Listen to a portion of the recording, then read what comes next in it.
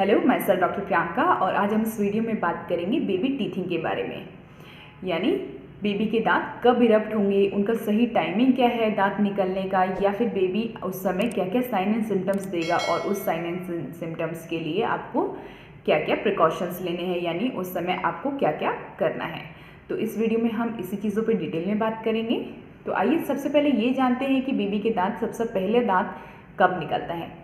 अब हर बच्चे का दांत निकलने का टाइमिंग थोड़ा अलग या डिफरेंट हो सकता है। कुछ बच्चों के दांत जो हैं वो कुछ मंथ में ही इरप्ट हो जाते हैं, कुछ बेबीज़ के जो टीथ होते हैं वो 10 से 12 मंथ तक इरप्ट नहीं होते। तो ये दोनों ही चीज़ें नॉर्मल हैं कि बेबी के दांत अगर कुछ मंथ में इरप्ट हो रहे हैं या फिर 10 से 11 महीने तक इरप्ट नहीं हुए हैं। मोस्ट आइडियल टाइम जो हम लेके चलते हैं वो लेके चलते हैं 6 से 8 महीने के अंदर अंदर तक उनका पहला दांत इरप्ट हो जाता है। जो उनका पहला दांत है वो निकलता है, नीचे का फर्स्ट टूथ उनका निकलता है, यानी उनके ये वाले दांत पहले निकलते हैं जिनको हम कहते हैं मैंडिबुलर सेंट्रल इंसाइजर्स। तो उनके वो दांत इरप्ट होते हैं। बच्चों के टोटल 20 दांत दूध के दांत होते हैं, यानी प्राइमरी जो टीथ हम जिनको कहते हैं वो 20 होते हैं जो 3 साल के अंदर अंदर तक निकल जाते हैं। तो आइए अब हम बात करते हैं कि कौन से ऐसा आइडियल टाइम है, यानी 6 से 8 मंथ जिसको हम आइडियल टाइम मानते हैं जब बेबी का फर्स्ट टूथ निकलता है। तो 6 मंथ के अप्रॉक्स ही बेबी की इम्यून सिस्टम यानी इम्यूनिटी होती है वो थोड़ी चेंज होती है, और वो चेंज होने की वजह है कि बेबी उस समय कुछ भी नीचे से चीज़ें उठा के या फिर अपने कोई भी टॉयज़ उठा के मुंह में डालने की उसकी टेंडेंसी बन जाती है, जिसकी वजह से वो प्रोन टू इलनेस हो जाता है, यानी उसको बीमार होने के चांसेस बढ़ जाते हैं। चांसेस बढ़ते क्यों हैं कि जैसे कि कुछ भी अगर ज़मीन पे गिर गया है या कहीं पे भी ऐसी चीज़ें गिरी हुई है जिसको वो उठा के मुंह में ले रहा है, तो वो सारी गंदगी उसके मुंह में जा रही है, जिसकी वजह से उसको थोड़ी बहुत इन्फेक्शन के चांसेस बन जाते हैं। आइए अब ये जानते हैं कि आपको कैसे पता चलेगा कि आपकी बेबी की टीथिंग टाइम स्टार्ट हो गई है, यानी बेबी आपको क्या क्या साइन एंड सिम्टम्स देना स्टार्ट करेगा।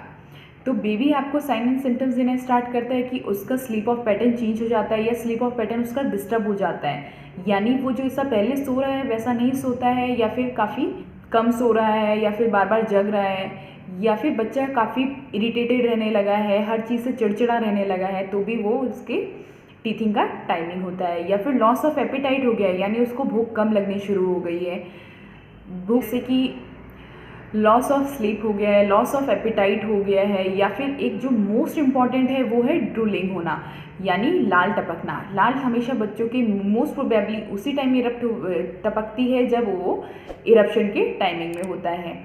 तो इस समय हमें किस किस चीज़ का ध्यान रखना है, जैसे जब भी बच्चों के दांत निकलता है, यानी जो भी गम लाइंस होती हैं वो थोड़ी हार्ड हो जाती हैं, तो बच्चों को वो इरिटेशन करने लगती है। तो उस समय हमें एक टीथिंग रिंग्स आती है, मार्केट में बहुत इजीली अवेलेबल है टीथिंग रिंग्स, जिसको हमें टीथिंग रिंग्स उनको थोड़ा चिल्ड करके देना है, यानी कंप्लीट फ्रोज़न करके नहीं देना है, थोड़ा ठंडा करके देना है। उसकी वजह से क्या होगा कि वो थोड़ी हार्ड हो जाती है और बच्चों को वो चबाने से रिलीफ मिलता है। तो आप ऐसे टीथिंग रिंग्स का यूज़ कर सकते हैं। अब टीथिंग रिंग्स भी आपको हर टाइम बॉईल करके नहीं देना है या गर्म पानी में धो के नहीं देना है, वो आपको मैन्युफैक्चरिंग जो प्रोडक्ट है, जो आपने प्रोडक्ट लिखा है उस पर ख़रीदा है, उस पर लिखा हुआ होता है कि वो वॉशेबल हैं गर्म पानी में या नहीं है। हर किसी भी प्लास्टिक की चीज़ को आप गर्म पानी से नहीं धो सकते हैं। तो ये सारी चीज़ आप अपने जो भी आपने टीथिंग रिंग्स खरीदी हैं, जो भी ख़रीदा है उस पर ईजीली आप पढ़ लें। दूसरी चीज़ है कि आप अपनी फिंगर से, आप जहाँ बच्चे के दांत निकल रहे हैं आपकी गम लाइनिंग्स पे यानी मसूड़ों पे, आप उसको हल्के हल्के से मसाज दे सकते हैं। उसकी वजह से भी उनको काफ़ी रिलीफ मिलता है और दांत को इरप्ट होने में इजी होता है। अगर अंगुली से आपको मसाज नहीं देनी है तो एक सॉफ्ट कपड़ा लीजिए, जो सॉफ्ट कपड़े को थोड़ा गीला करके उसकी गम लाइनिंग को क्लीन कर दीजिए। आपको गम लाइनिंग जो है यानी मसूड़े हैं वो आपको बचपन से लेके अभी तक क्लीन करने हैं।